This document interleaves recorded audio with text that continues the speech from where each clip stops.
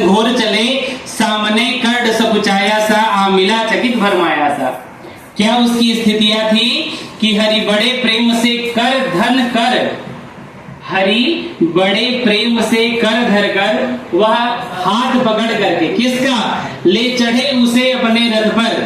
रथ चला परस्पर बात चली समदम की टेढ़ी घात चली, शीतल हो हरि ने कहा हाय अवशेष नहीं कोई उपाय। भगवान ने जब अपनी बात रख दी तो उनको छोड़ने के लिए, जो हमारे यहाँ भी यह परंपरा है कि जब कोई जाता है तो उसके साथ हम लोग 2-4 कदम तक आगे जाते हैं, तो भगवान को छोड़ने के लिए कर्ण उनके साथ आए थे। तो कर्ण जब छोड़ने गए तो उस समय यह घोड़ा गाड़ी नहीं थी, रथ था।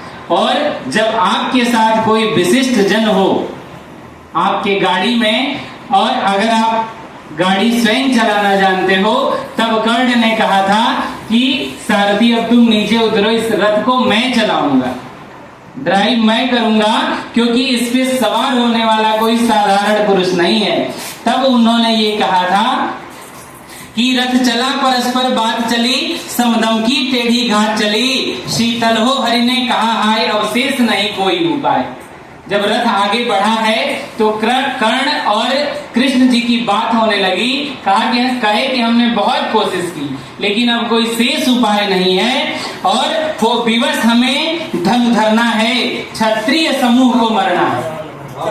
हो विवश हमें धन धरना है, क्षत्रिय समूह को मरना है। मैंने कितना कुछ कहा नहीं, मैंने कितना कुछ कहा नहीं, विषव्यंग कहाँ तक सहा नहीं, क्योंकि दुर्योधन अनेकों ऐसी बातें कहा, ठीक है, पर दुर्योधन मत वाला है। पर क्या है, दुर्योधन मत वाला है, कुछ नहीं समझने वाला है। चाहिए उसे बस रण केवल, सारी धरती का मरण केवल।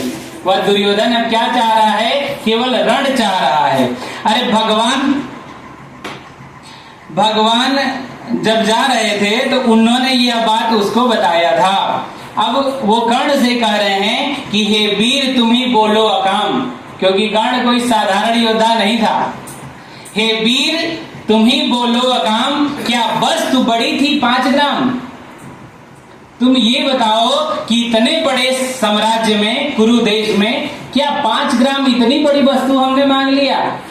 हे वीर तुम ही बोलो अकाम, क्या वस्तु बड़ी थी 5 ग्राम? वह भी कौरव को बारी है, मतिया मूढ़ की मारी है। मूढ़ मतलब उस दुर्योधन को मूर्ख कह रहे हैं, और कह रहे हैं कि दुर्योधन को बोधु कैसे, इस रण को अवरोधु कैसे। दुर्योधन को बोधु कैसे, इस रण को अवरोधु कैसे। सोचो क्या दृश्य विकट होगा, सोचो क्या दृश्य विकट होगा, रण में जब काल प्रकट होगा, और बाहर शोणित की तप्त धार, शोणित मतलब तलवार, जब चलने लगेंगी युद्ध में, कि बाहर शोणित की तप्त धार, भीतर विधवाओं की पुकार, कटेंगी गर्दने ना, तो बाहर शोणित की तप्त धार, भीतर विधवाओं की पुकार, निर्शन विषण विकलाएंगे, बच्चे अनाथ चिल्लाएंगे।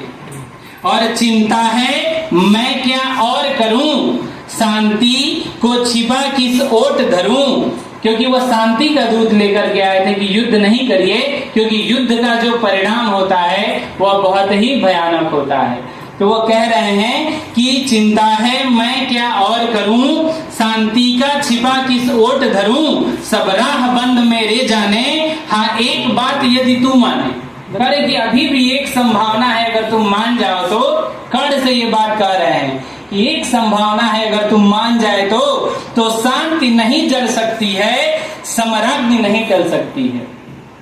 तुम अगर मान जाओगे तो एक बात मैं तुमसे कहना चाहता हूं। और तब केशव ने कहा कि पा तुझे धन्य है दुर्योधन, तू एकमात्र उसका जीवन, तेरे बल की आस उसे, तुझसे जय का विश्वास उसे। उस कौरव की सेना में इतने मतलब सामर्थ्यवान लोग थे, लेकिन दुर्योधन का जिसका सबसे ज्यादा विश्वास था जिसके ऊपर, वह कौन था? कर्ण। कर्ण पे सबसे ज्यादा भरोसा था। तो यही केशव कह रहे हैं कि पा तुझे धन्य दुर्योधन, तू एकमात्र उसका जीवन, तेरे बल की आस उसे, तुझसे जय का विश्वास करे, तू संग न उसका छोड़ेगा, तू संग न उसका छोड़ेगा, तो वह क्यों रण से मुख मोड़ेगा। तुम अगर साथ दुर्योधन का नहीं छोड़ोगे तो वह रण से मुख क्यों मोड़ेगा। और लास्ट की 4 लाइनों से मैं ये कविता का समापन करूंगा कि क्या अघटनीय घटना कराल तू पृथा कुक्षी का प्रथम लाल। अब उनको माया के जाल में घेर दिए कि ऐसे नहीं सुनेगा तो पृथा कुक्षी मतलब तू जो पांडव के पुत्र हैं वो 5 पांडवों में प्रथम तू लाल है। उन सब में जो कुंती का पहला पुत्र है वो तुम ही हो। कि क्या अघटनीय घटना कराल तू पृथा कुक्षी का प्रथम लाल। बनसूत अनादर सहता है कौरव के दल में रहता है। सरचाप उठाए आड़ पर पांडव से लड़ने को तत्पर। पांडव से तुम लड़ने को तैयार हो, उनके ही तुम बड़े भाई हो। यह बात जब युद्ध की आई तब उनको बताया गया। माँ का स्नेह पाया न कभी सामने सत्य आया न कभी। किस्मत के फेरे में पड़कर पा प्रेम बसा दुश्मन के घर। और तुम जिसके भाई हो उसको छोड़ करके रह कहाँ रहे हो, दुश्मन के घर में रह रहे हो। निज बंधु मानता है पर को कहता है शत्रु सहोदर को। कि दूसरे को तुम अपना भाई कहते हो और हाँ जो सगा भाई है उसे तुम सहोदर कहते हो। इस लास्ट लाइन में है कि आह क्या दृश्य सुबह होगा आनंद चमत्कृत जग होगा। सब लोग तुझे पहचानेंगे असली स्वरूप को जानेंगे। अगर तुम मेरे साथ आ गए तो मैं इसी रथ के सहारे तुम्हें ले चलूंगा पांडवों के पास। और होगा क्या कि खोया मणि को जब पाएगी कुंती फूल न समाएगी।